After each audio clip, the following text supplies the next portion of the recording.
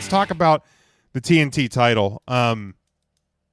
Obviously the full finished version of the title unveiled last night, but that's not all I want to talk about, because I want to talk about like the matches, the booking of it, and kind of where it's where we think it's going.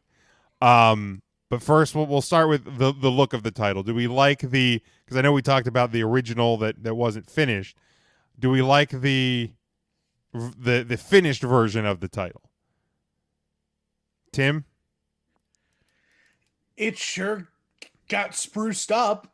Yeah. I mean, if that was the finished product, like if that's what they unveiled first, I'd be more excited about it.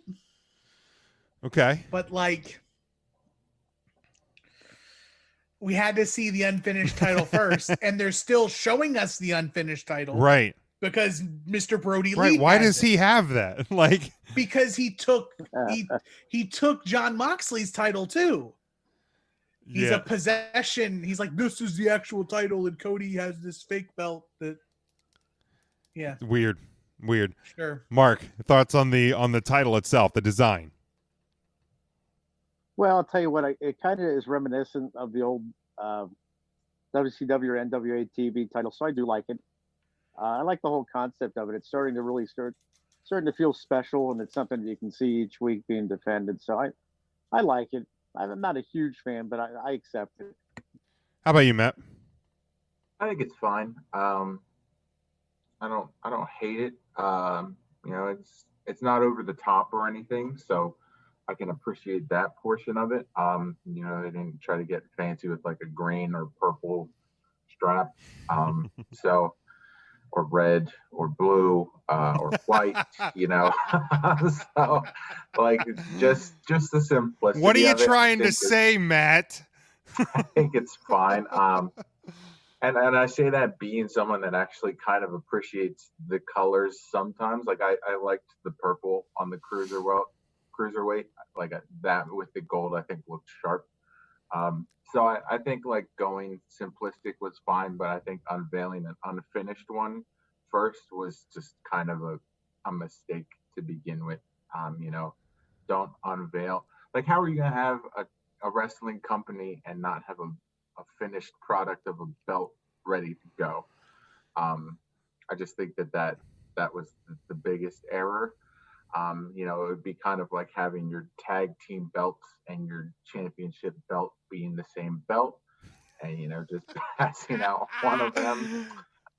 But I digress. Yeah, I mean, I'm not the biggest fan of it. I guess I like the finished version better than the original. But I mean, you gave it the thumbs down gif on.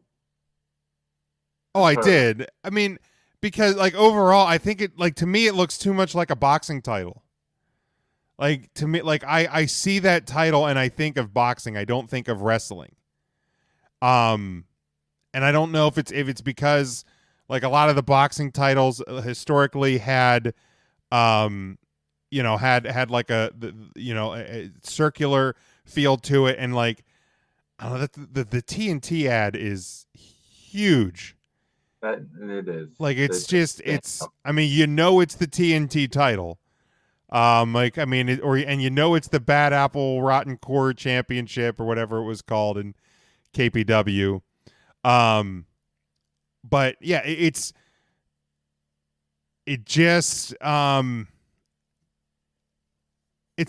okay. Like, it's okay. Like, I mean, is it better than some things like the WWE has right now? Yes. But like, to me, it's not great. Like, and I'm not a fan of the AEW World title, but I like the World title better than that. I think the best AEW titles are the tag titles. I think those are their nicest titles. But in terms of the booking, like, obviously, we've seen Cody have matches against AEW talent. We've seen Cody have matches against indie guys, and I still say #Boar for TNT Championship. I will not I will not fade away from that hope and dream if we're still doing kind of the open challenge thing. But like, and this isn't even necessarily an issue I have with the TNT title. I think sometimes it's an issue with the way like AEW books matches in general. Like, and this isn't taking anything away from like Warhorse, but like, I feel like that match went longer than it should have. Like at some point, like Cody needs to win a shorter match. AEW needs to have champions win shorter matches to make them look. And I get you're trying to add some prestige to the title and you're trying to give shine to people, whether it's on your own roster or people that come in. But like at some point, like the champion in the championship should look better. If that makes sense. I think AEW really shot themselves in the foot by not having Scorpio Sky win it this week.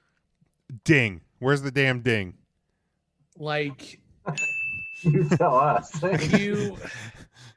you want me to believe Scorpio Sky is the next guy. He kicks the door down. Yeah. And then he goes and has a match with what a couple of my friends like to refer to as the 3-star general, Cody Rhodes. And then he's going to face Brody Lee. Like, at what point Cody has, I've been the biggest, I love Cody. Sure. But Cody Rhodes in AEW is Mr. Doing Too Much. He's got WrestleMania Pyro every week. He had a damn dog. Well, at least he doesn't. At least he doesn't come out of the center of the two entrance ramps anymore every week. It's probably because Daly's place doesn't have the ability to do that. Right. I think this time he actually had a third of the capacity of Daly's place. Oh, he brought the whole family this week. He had everyone. Like, if you can't tell that Cody Rhodes is about to turn heel, like, right, he's turning heel. He's doing heel shit. Like, he's got 9,000 people walking into the ring. He's calling himself the Prince of Pro Wrestling. How many times has Arn Anderson helped him win a match and he's a babyface? like, I just hurry up and give me the AEW 4 Horsemen because everybody knows it's coming. Are they waiting on the heel turn because there's no crowds? I bet. Like, you know what I mean? Like that will be a moment that sucks without a crowd, but like, it just... Can they wait another year? Right? Like, you know what I mean? No, at some point you have to pull the trigger. Got to move on. And like, and you know, that's why going into WrestleMania, I was afeared that like Brock Lesnar was going to win because I'm like, are they really going to pull the trigger on Drew McIntyre given that we're in an empty building? But they did. Like at some point you just have to steer into the shit and do what needs to be done. Mark, thoughts on like the way that they're booking Cody and the title? Yeah, well, I think same thing. Cody's trying to be a little too much. Yeah, I'm just waiting for the moment for that heel turn too. The minute they had him paired with Anderson, you knew it was going to happen. But you know, same thing. I think Scorpio Sky, they really drops the ball this week with not handing the title to him or letting him win. But yeah, Cody's matches too are a little bit more. They should be a little bit shorter, a little more decisive. They're a little too competitive. That's the word I was trying to think of. A little too competitive, I think, for the most part, week in and week out. Yeah, and I mean it's okay if Scorpio Sky is competitive, or you know, like, and it shouldn't be a squash match every week either. Yep. But like Jason, AEW superfan Jason, says here in the comments, why does Cody have to go to the limit with every person they book him against? Well, with the open challenge, especially if it's people who are coming from outside of AEW, they have to make the people they're bringing in look like they were deserving to come in. Like Eddie Kingston needed to have a competitive That was match a banger of a match. And it got King signed. Sure. And I'm so happy that Eddie Kingston is going to make hundreds of thousands of dollars doing professional wrestling. Absolutely. Because literally that's what he wants to do. And wrestling is the second best thing he does. Talk is the first. Mm-hmm. And if they let him just cut promos, just do yourself a favor, go on YouTube and just type in Eddie Kingston promo and just watch. And have an afternoon.